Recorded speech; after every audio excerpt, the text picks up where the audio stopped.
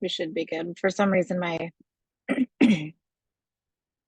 audio stuff has been messed up lately. But as long as I wear the earpods, I should be okay. So, welcome if you're watching the recording here. We'll give another minute to see if anybody jumps on. We did change the time this week. And so, I don't know if that's going to be harder on some people or not. We are thinking about moving the entire thing to Tuesdays and seeing how that goes. We still have the evening call on Wednesdays, but I'm not sure if I'm going to change that as well. So I think in general, a lot of people are getting really away from wanting to be on Zoom for any reason. And that's hard because, we still have a lot of people that we know and network with that are across the country. So you can't do in-person meetings with them. But when it comes to anything else that, used to be local and on Zoom, like that is now back to being like in person and stuff. So ultimately, it's just a matter of like who's still interested, who's still got the time, and there's no perfect time in the week anyway. I'll take this time to plug myself really quick. And so hopefully you don't mind, but I am starting a podcast. And so I will be talking about relevant health issues every week. I've already got several episodes recorded, and it's everything from your relationship with your body, exercise, like the issues that women go through. What did I do this morning? I talked about circulation. I talked about self-care. And I've got a big old list of other subjects. And so I kind of took the type of stuff that we're doing on the community call here and made it just, me giving that like scientific informational background, and the community call should be more of a discussion. And so I have like watched and followed other coaches that do different things or whatever, and a lot of them have, podcasts just as an additional tool. And so that was something that I wanted to incorporate. And so I will share that among our channels and things like that. And so hopefully you're able to give a listen. I'm just going to put the link in our chat here in case anybody's like wanting to jump on, but they don't have the link handy.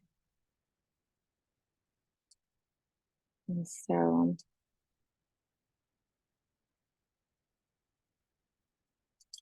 send, I think. Come on.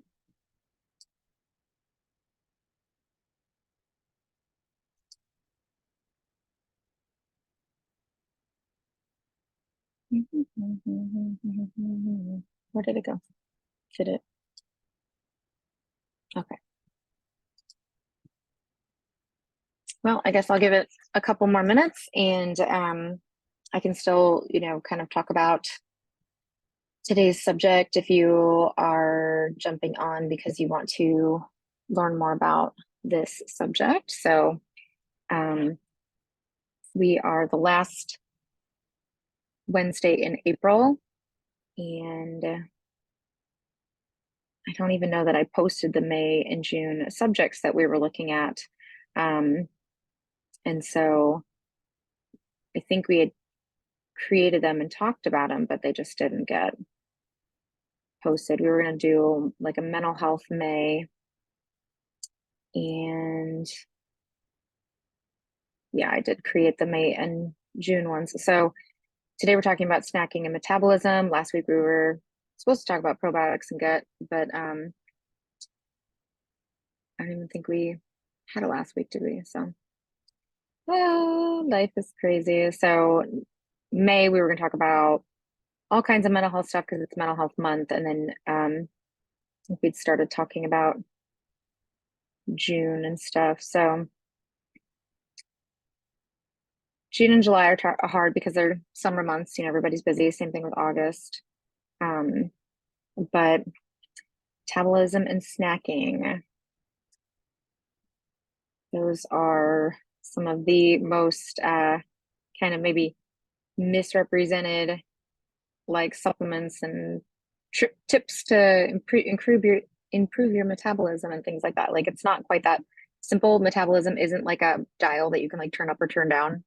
There's multiple factors in your cellular level that have to do with improving your metabolism, things like that. So, of course, there's things that you can do that help support, um, detoxifying and things that have to do with the process of weight loss. So, if you're trying to improve your metabolism for weight loss purposes, which seems to be the main reason why people want to improve their weight loss, their metabolism, then I would not go for the things that are like metabolism boosters and go more for, things that help for cellular energy and have to do with, gut health and breaking down nutrients and different things like that. So a little bit of a different um,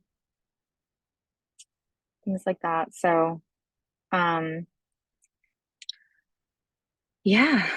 Um, so I don't know if anybody's going to join us. So let me just talk for 4 minutes and then we'll wrap it up. So in order to talk about, snacking and things like that, we kind of talk about why we feel the need to snack. So are you having pangs of hunger, or are you just going to the kitchen, to the fridge because you're bored, or you need that dopamine fix? Are you craving something? Are you craving salty, sweet? Are you craving something crunchy or something soft?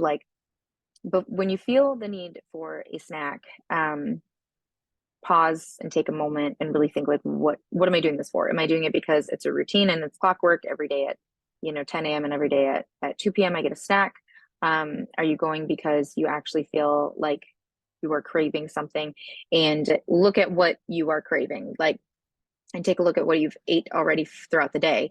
Have you had a high protein breakfast? Have you had a healthy amount of good fats so far? Have you just had like a lot of simple carbohydrates that you probably ran through already? Have you had an exercise in? Really look at all the different factors of what could be causing this need for a snack. If you're somebody who's trying to gain lean muscle mass or gain weight, things like that, you don't want to really listen to your body if it's hungry or not. You want to listen to you want to follow the routine and regimen that you have selected with whoever you're working with, to make sure that you are getting all of those nutrients in. And it's not a calorie thing. It's about, if you're trying to gain muscle, you want to make sure that you are doing, strength training, and that you are getting a lot of good, healthy protein in so that you can help build those muscles, and then also getting in a lot of good water. And so a lot of our muscles are water. So when you see somebody that's very muscular, it's like, okay, well, that's still, if that person became dehydrated, it would not look the same. And so anyway, identifying what's bringing you into the kitchen for a snack in general, and kind of like having those good healthy snacks ready for those moments where you're like, okay, I didn't have a very high protein breakfast, but for snack today, I'm going to have protein driven snacks. And so if you feel like I probably don't get a lot of fats in because, that's just where I'm at with my diet, like, then maybe have some nuts handy or peanut butter, things like that. And then considering where you are at your workout stage, like if you worked out in the morning, that is going to increase your circulation and your blood flow through the rest of the day. So you are going to need more nutrition throughout the day. And so having those things kind of ready, and like, meal prepping, or like having them containered out, portioned out, things like that. Which is why we love isogenic snacks, right? Because they're easy, high protein, good stuff to go, clean nutrition. Another reason why we like our post workout shakes and our snack and our meal replacement shakes and all those things, they really do give you all the nutrition that you need to support all of the functions in your body and make sure that you are satisfied and feel full and things like that, and don't struggle with that hunger. Helps balance your hormones, helps to give you, all that what you need. If you're finding that you have been taking the isogenic shakes and you're not noticing a big difference, make sure you talk to somebody individually about your situation. It could just take your body a little bit of time to get used to it. You could have other things going on. Maybe you are a little bit diabetic, and so your body is going to crave a little bit more sugar. There's a lot of little tips and tricks of the trade to be able to support that. And finally, just to talk a little bit about the metabolism, there's lots of things out there that you can do to help just move things along. I had somebody ask about apple cider vinegar the other day. It's like, yeah, that's a healthy thing to put in your body, but if you're taking it for a specific cause, like, there's probably 5 other things that you could take along with it. And so taking it by itself is almost just like, is it worth it? It doesn't really taste great. So you want to actually, pair it with some other things. So just really do your research, follow along with people that have lots of advice and knowledge on those standpoints, and really just narrow down on your goals and follow what is going to help your goals the most. So that's all I have for today. It's already 10 minutes past when this call was supposed to start. And so hopefully, if you're watching the recording, you got something interesting about it. So continue to share. And as we are under construction and kind of changing things up, we appreciate your patience and hope you have a wonderful week. Bye-bye.